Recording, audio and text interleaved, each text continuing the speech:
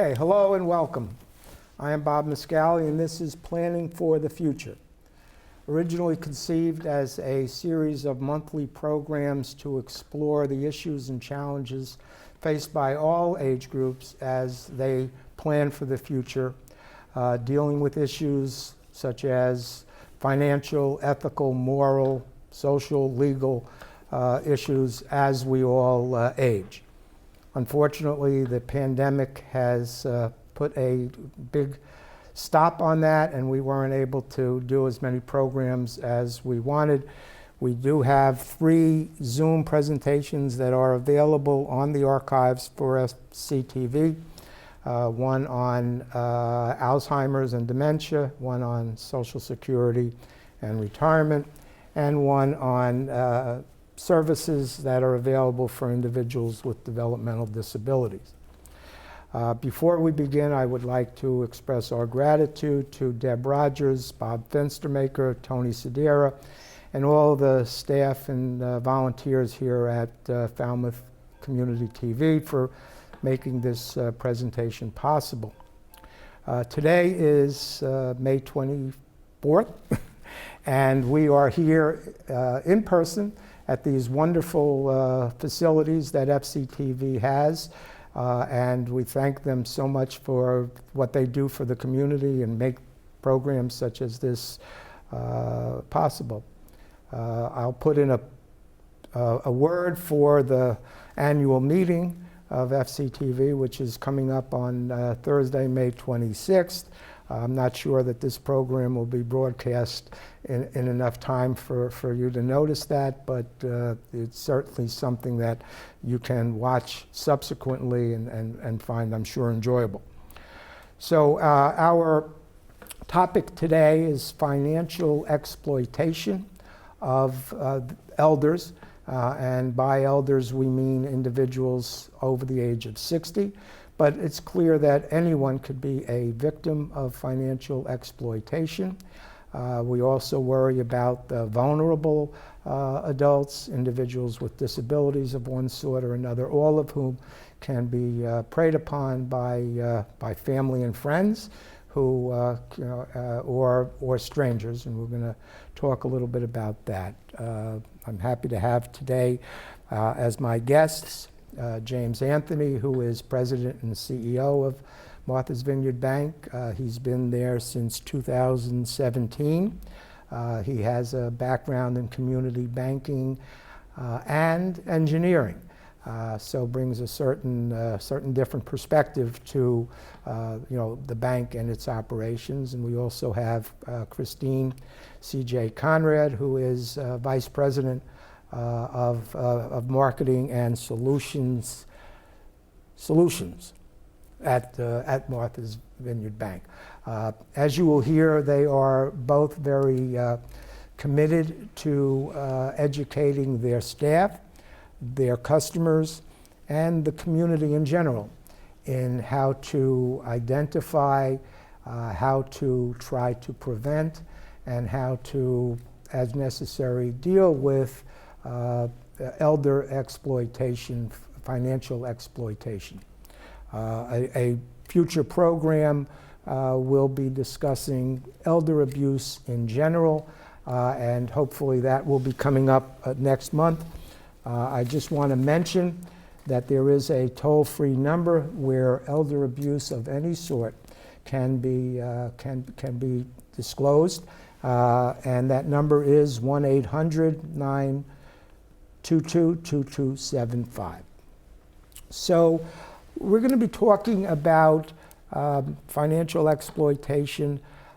Usually there's criminal and there's civil remedies for something like financial exploitation. We're going to be focusing on the civil side of things more so than the criminal. And certainly this would possibly lead to larceny or theft of some sort, which would be prosecutable under the criminal statutes. But it's more especially with the elder population. I'm sure you may have seen this. They don't want the criminal authorities to get involved. It may have been a family member who needed money for one reason or another, a trusted advisor, caregiver, or whatnot. So usually we're not talking about criminal involvement, although certainly some of the actions that happen can be classified as a crime. So, James, CJ, welcome. Thank you. Thank you for being here. Thank you for having us. So, what would we define financial exploitation as? Well, Bob, it's really the improper taking and use of somebody else's money or items, or house, can be a house or anything like that. And the definition of elder is anyone over the age of 60, but as you mentioned in your introduction, that can also extend to individuals with disabilities and that are compromised in other ways. So. And I mean, the bank is, as a financial institution, is kind of a bulwark against this, and plays an important role in, like I said before, identifying it, dealing with it, trying to prevent it. I think I have learned a lot over the past couple of days planning for our little talk here, and there are great resources available from the Massachusetts Bankers Association, the American Bankers Association, the state of Massachusetts Department of Elder Affairs. So there's plenty of good information out there about how to identify it and so forth. The prevalence is really mind-boggling. I think we all know how the elder population here on the Cape and just all over has exploded. I read on the American Banking Association's website that in 2020, I think the number was like $3 billion a year was at risk because of financial abuse. How prevalent do you think it is out here? Do you see it often? What do you come across? Yeah, I think it's actually an order of magnitude greater than that in terms of the damage done by elder abuse, financial elder abuse. And it's very, very prevalent. And I think one of the important things for people to know is that how often it can happen, and that's because the result is, I think it leaves people feeling very isolated and very embarrassed, as if they're the only one that this has ever happened to. And so they don't talk enough about it, and they don't recognize that it's something that's more common than certainly we would like and society at large would like. And they're not alone in it. So encouraging folks to realize that it is a prevalent issue and that it's something that should be talked about and can be talked about. And you say that the bank is a bulwark against is, I think, very true in the sense that there are many technological systems that we rely on to identify fraud of all types, and those systems work in the background and they're automated and so forth, and they work well. But the most effective function is a relationship where either our employees or a local community bank in whatever area has a much closer connection with their customers. And it's very often, very, very often, that we will detect issues just in the very subtleties of the personal interaction with a client. So I would say that's absolutely very true to say that the bank is there for that, and that it is a very, very prevalent issue. Well, you're, in this regard in particular, I mean, you're boots on the ground. I mean, you're there in the branches when somebody comes in with a new friend and wants to add that friend to the account, or take out some money to help the friend or family member. So it's certainly critical for the bank's relationship with its customers, which is certainly an important aspect of community banking. Yeah. And we all know how important community banking is, especially in a neighborhood or a community such as Falmouth or out on Martha's Vineyard. So, kind of, what would your branch be looking for? What would your folks in the branch be looking for that might be some warning signs or red flags? We'll talk a little bit more about some specific ones, and how the bank might actually respond to them. And I know you have a training protocol, and maybe we could talk a little bit about Absolutely. that. And when I was Googling in Massachusetts, I mean, they have a whole series of programs, I guess, that are available for financial institutions to use. But what would be the starting point, do you think, CJ? So one of the things we're looking for when somebody comes in, that we're looking for their demeanor. How comfortable are they? Are they with a new friend or a family member? And so their general sort of, are they comfortable? And then other things we look for are transactions that are out of the ordinary for that person's history. And when we see that and we see some uncomfortableness, we try to address that with them in the moment, and we'll get to that later. Mm-hmm. But those are a couple of things that we're really looking for. Like, for instance, if somebody who hasn't done a wire ever in the history of their relationship with the bank, and they have a long relationship with the bank, and we can see on our systems how long that relationship has been there, you kind of question, we ask what's the wire for, and sometimes the answer just gives you pause.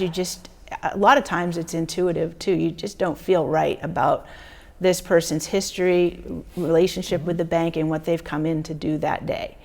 And so that's really primarily what we're looking for. People tend to, I guess that is what we're looking for. Mm-hmm. No, it's in the subtleties, exactly. Mm-hmm. Someone, Mr. or Mrs. Smith comes in typically on a Wednesday, and they do certain transactions, but here they are on a Friday with a brand new person that's asking questions that aren't their typical pattern. Or also outside of the branch, as there are, say, ATM transactions for someone that doesn't use ATM very much at all of a sudden there's a pattern of ATM transactions or electronic transactions for someone that doesn't typically. And I mean, is that something that would be flagged, or how would that come to your attention if that was going on, that there were unusual ATM withdrawals? Is there an algorithm or some kind of a program that would kind of give you the warning?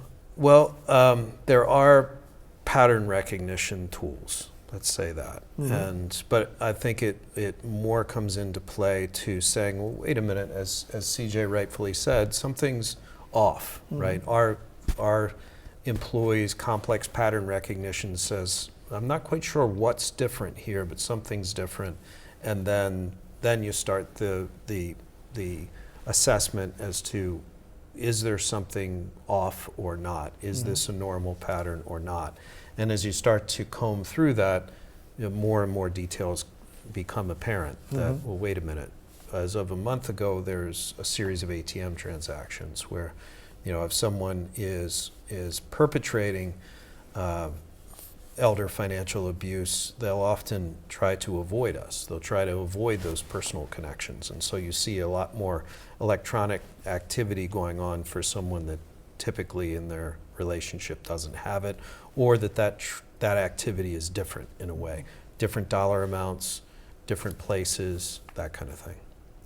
I mean, it's funny. I was actually speaking to one of your investment advisors, Tom Juster, the other day, and I told him we were going to be doing this program, and he said, wow, that's something. He said, I just had a customer who wanted to buy some cryptocurrency in Thailand, and and just hearing that just kind of got his defenses up a little bit, and he said he did a little Googling and investigating, and he found out that Thailand is the hotbed of cryptocurrency scams, and mm-hmm. was able to help that customer with that kind of knowledge and that kind of just intuitiveness that there was something just not right about that particular that particular investment. So.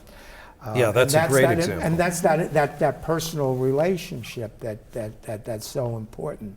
You know, everything I read about tips and things that people should do, and we can talk a little bit about it a little bit more, is, you know, as I said before, the bank, I think, is the first line of defense. You know, maybe it'll ultimately get to their financial advisor, who may or may not be, you know, involved with a bank, or their lawyer or their accountant. But the first line of defense is the people in the branches that are, you know, seeing someone come in a little uncomfortable, maybe a little nervous, you know, so even if that's their relative. You know, we know that a good proportion of financial elder abuse is at the hands of trusted family members, loved ones. You know, sometimes with what you might acknowledge is some kind of an explanation. You know, a child that's, you know, having some difficulties paying their bills, and or, you know, maybe has an abuse issue of some sort. You know, and it's not a matter of wanting to hurt their parent, their elder, but things happen.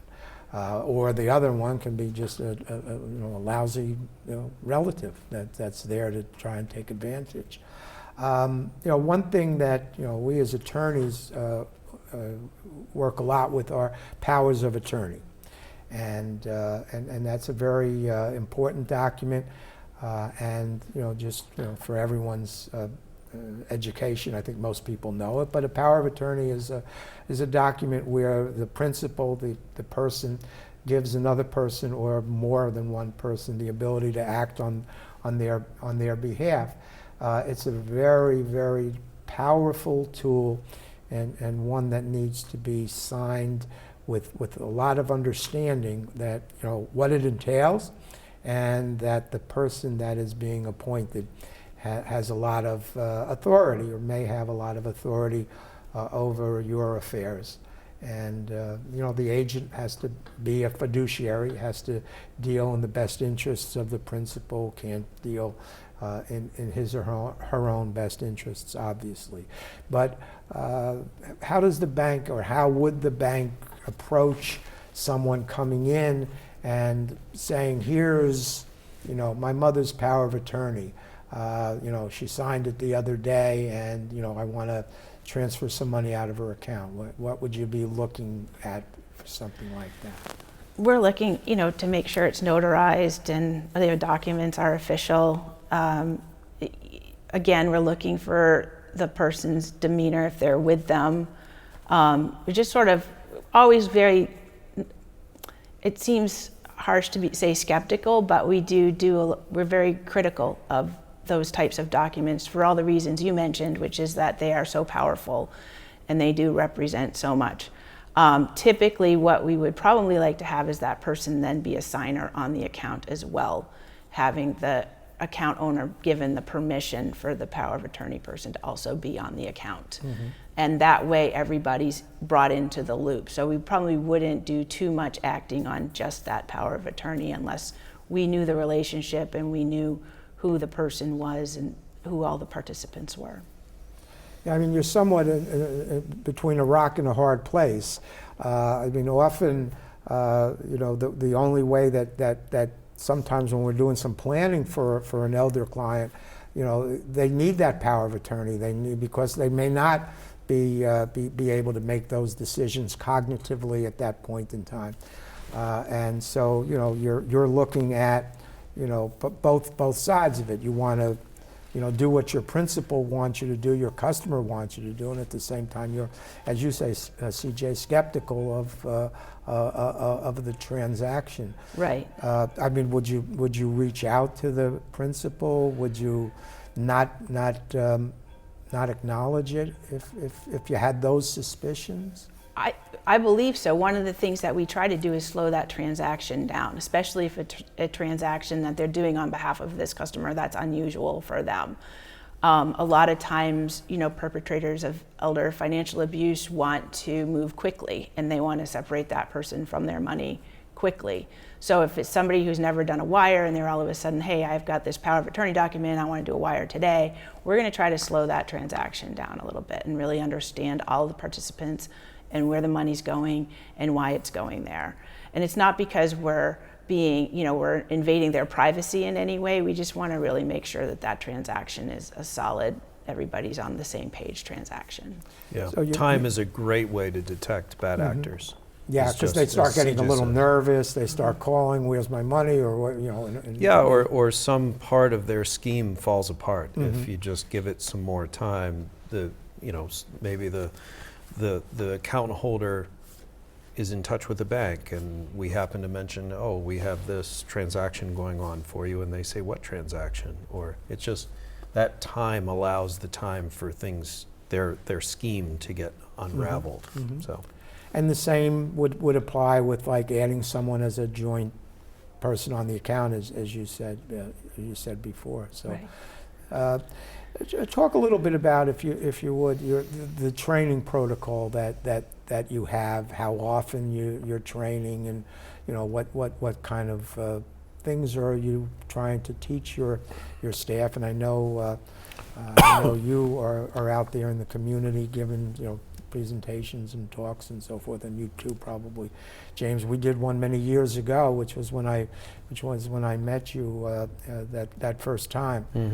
So I know you both do a lot of community outreach on this. But what is it that you're telling your staff, or what kind of training are you giving them? So the training is a continuous element of what we do, and one of the main components of it is certainly what to look for, but it's also about learning about what the typical scams are. The romance scam, or the Talk a little bit about those. where those usually happen remotely, and where someone engages another in, and it's coined a romance scam, but I don't think of it as a romance scam so much as a friendship, or spending time with someone and preying upon their loneliness, or preying upon their desire to have an interaction with another human being, which I think we all have, and then that turns into asking for money, or if you can just do this for me, then I can do that and I can repay you. So it's just really an extension of a lot of interpersonal relationships that we've all had, but they're usually from a remote distance, and they're asking for the wiring of money, and they're different kind of small permutations of it, but it's all in the same vein. And so the point being of educating our employees and ourselves about what the most prevalent scams there are out there and what's happening currently, so that we can be aware of, okay, that I'm spotting a pattern, and it might be this that's going on. And so it makes it a lot easier to spot the pattern if you know what the scam is that they're trying to perpetrate. I remember it used to be, I think loneliness and isolation is a big problem and cause for elder abuse, financial exploitation, and makes it a little easier. In the old days, it used to be just buying a lot of magazine subscriptions. Right. You'd get a telephone call and, okay, send me People magazine and Good Housekeeping and Reader's Digest, and the elder wanted that kind of ability to communicate with someone, and the way they would do it would be to order a whole bunch of magazine subscriptions. But today, it's a lot bigger problem. Yeah. The risks are greater. Yeah, and the sure. risks are obviously much greater. And the technology on the scammers' side has gotten so much better as well. And it's not just the technology; it's also kind of the social knowledge of how to do these things, because it's not a mystery. They share. I think they're sharing these scams among among perpetrators. So they say, oh, we could do this and we could do that.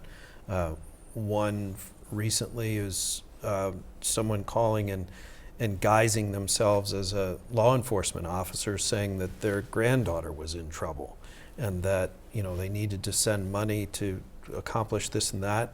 And of course, the grandparent dives right in and tries to help the problem. So it's both personal and technology. So, apropos to that, James, I was talking to my brother-in-law the other day, and he said, you know, these robocalls have gotten so much more sophisticated. You know, it's coming from an exchange that's your exchange. It's 774 or a 508. You know, years ago it would come from Montana, and you'd know it was a robocall, and you wouldn't answer it. But now they come from a local exchange, and he said because of that he picked it up. And the person on the other end of the call says, "Hi, Grandpa," and starts going on. Now he was aware enough to know that the person wasn't his grandchild, but it's that kind of ability on the part of these people who are looking to exploit to be able to use something like that to get at that person, draw at their heartstrings, and get them to make something. A foolish decision. I mean, at the beginning of the pandemic, I got one of these Amazon scams that said that my Amazon account had been charged $750 to deliver a color TV to somebody in Alabama. And of course, I started going a little crazy, which we all were doing at the beginning of the pandemic. And I must, to my own, foolishness, I probably spent 45 minutes on the phone with somebody, and they were telling me to do the craziest of things in order to avoid this transaction. And finally, I said, enough is enough. I'm not going to go to CVS and buy a gift card to Bed Bath & Beyond to solve this thing. But here I am, presumably a reasonably competent individual, and I was, going down that rabbit hole. They're very, very good at it. They're very adept of getting some money out of it. So that's funny. I think that really makes the point, though, that it's nothing to be embarrassed about. We all are getting barraged by this stuff too. It's not just it's everybody. So if something does happen, let us know because it's important. Mm-hmm. And I think a point that we would be remiss not to cover is the importance of knowing that any bank, will never email you and ask for your credentials. We will never, ever ask for your password to anything. We'll never ask for your username because we already have it in our systems. Why would we ask? And we wouldn't use that as a confirmation mechanism at all. So if you ever get an email that says, we need to confirm your information, click here, and asking you to log into something, we would never do that.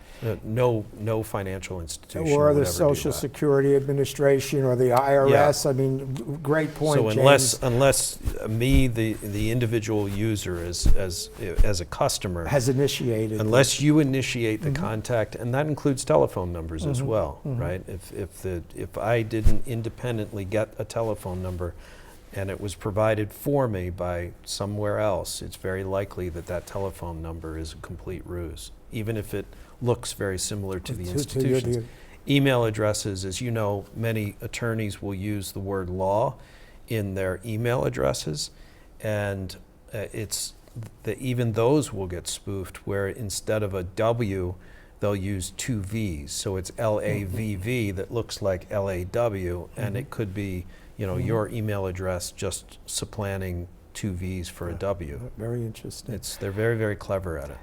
How about online banking as a resource? I mean, I know it's secure. I know I do almost all of my banking now online. But I mean, are there problems there for the elderly to be concerned about? I mean, I've seen some things that say it's even more secure than writing out checks and putting checks in your mailbox and somebody coming by and stealing your checks and altering them. So, I mean, I'm sure you feel confident that online banking is secure, but what are some of the safeguards that are there that make it secure, Jim?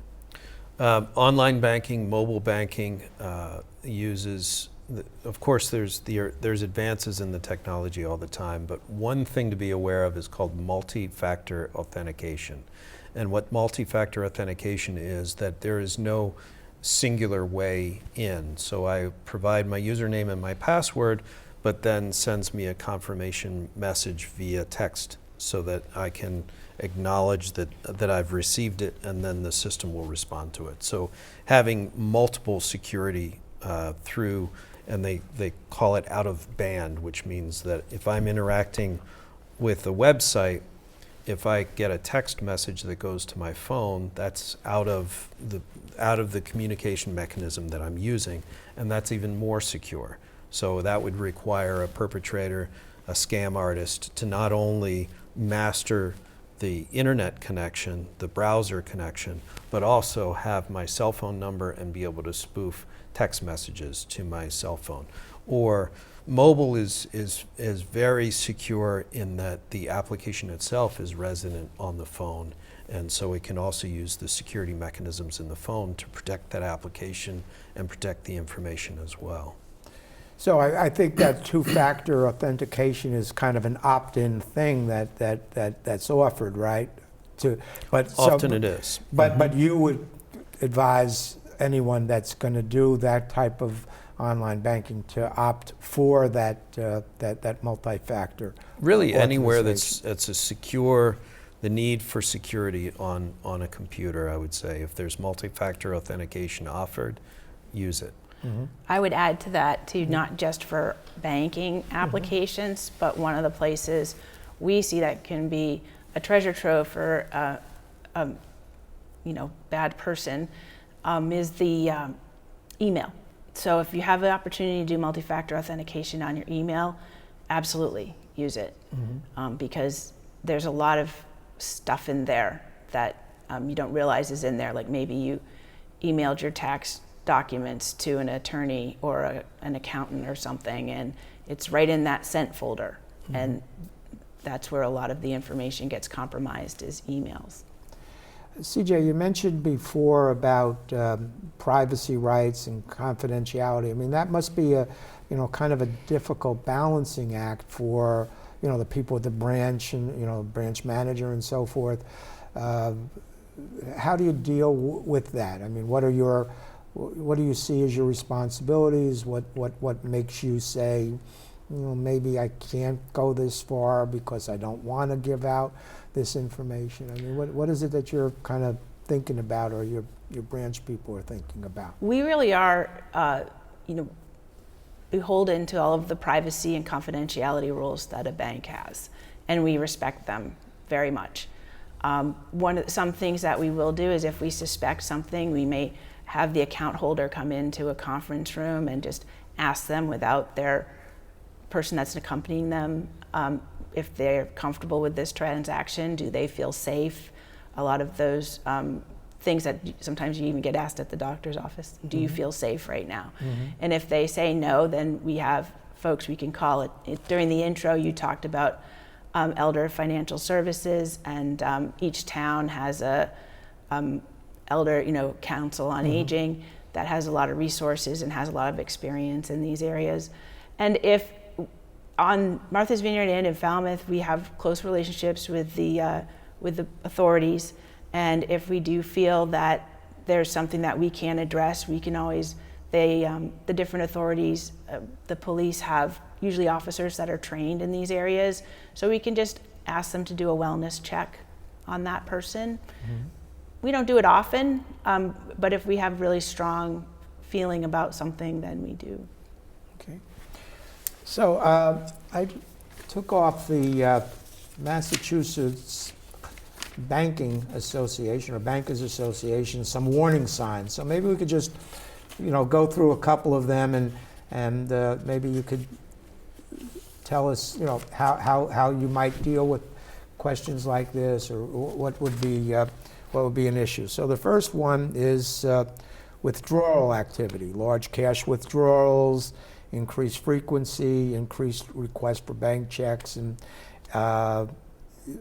as you mentioned before, James, using ATMs. So, again, at what point do you start getting, concerned? Does it matter, the client necessarily, and Oh yeah, the client's habits and their personality is the most important thing in detecting that, wait a minute, something is different here. And there's no really clear demarcation point where it's, okay, they did this, they did that, okay, now we're in the world of, there's potential fraud or elder financial abuse here. And so it's not a clear demarcation point.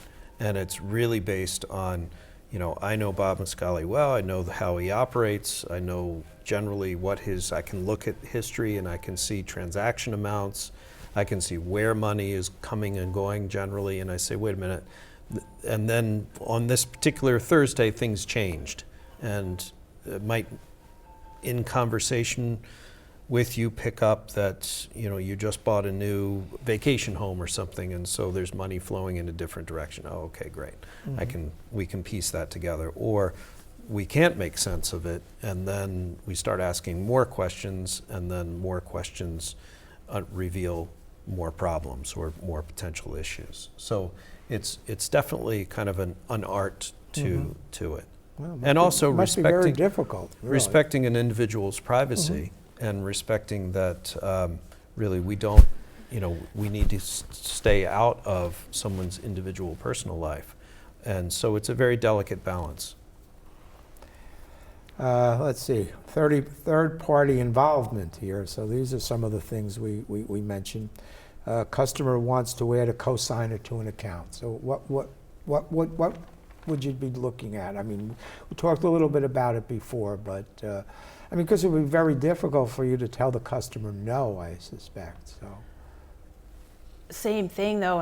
If the customer looks uncomfortable, then we'll probably bring them into another room and just ask them if they're comfortable with this addition. Do they feel safe and whatnot? If they're both, we do require that in person, that everybody comes to that signing in person as well. So no DocuSign for something like that, or you would make the person come in and be suspicious if they weren't able to come in. Right. Our policy is to redo a whole account signing. Okay.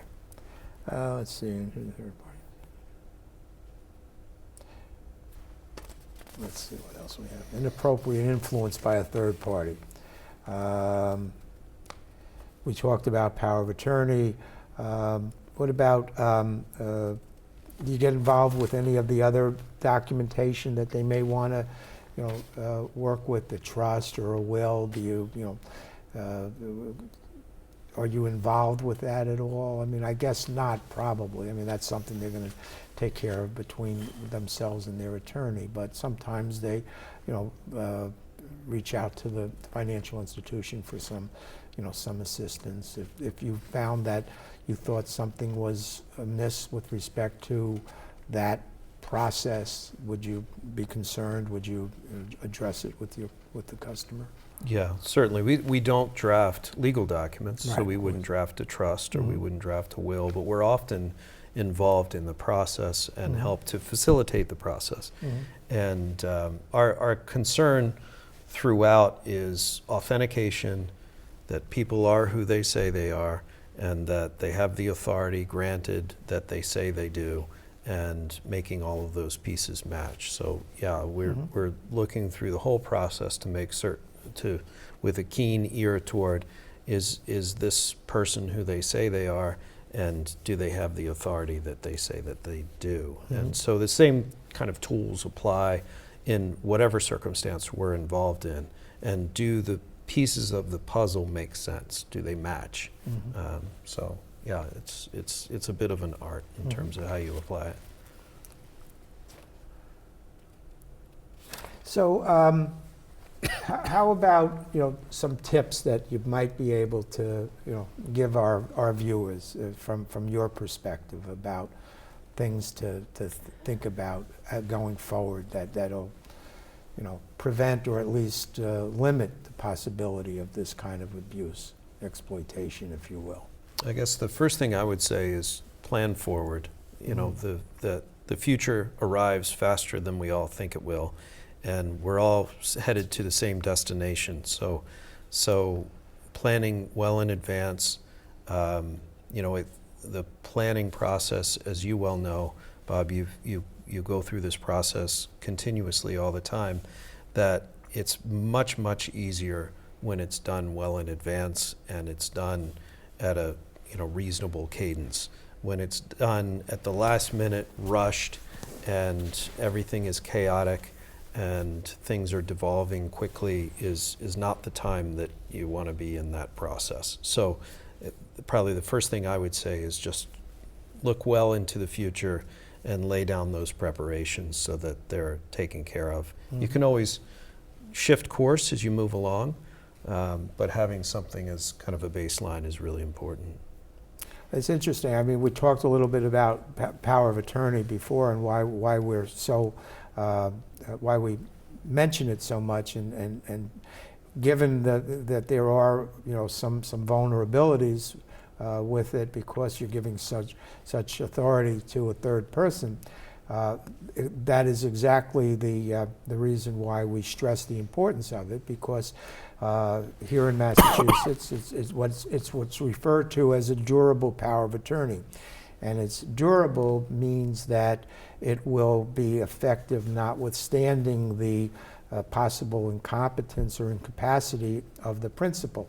So that's the epitome of planning for the future, because unfortunately, if you don't have that kind of a document in place and the principal or the individual does become incapacitated, has some cognitive issues, can't make decisions on their own, the only alternative at that point, as you both know, is that you have to go into probate court and try to become that individual's conservator for their financial affairs or guardian for their otherwise personal affairs. So that power of attorney is such an important document, but it is also so important to make sure that the right person is appointed to act on your behalf, because the opportunities for misappropriation, misdirection are important. I was meeting with somebody the other day out on Martha's Vineyard, and when I spoke with him, because we had never met in person before, when I spoke with him, we talked about it. He said, "Oh, yeah, no, make my daughter, the agent on the power of attorney." I said, "Okay, fine." So we draft a document. We go over to the vineyard to meet with the individual, and we start talking about the agent and the authority the agent had, and he changed his mind.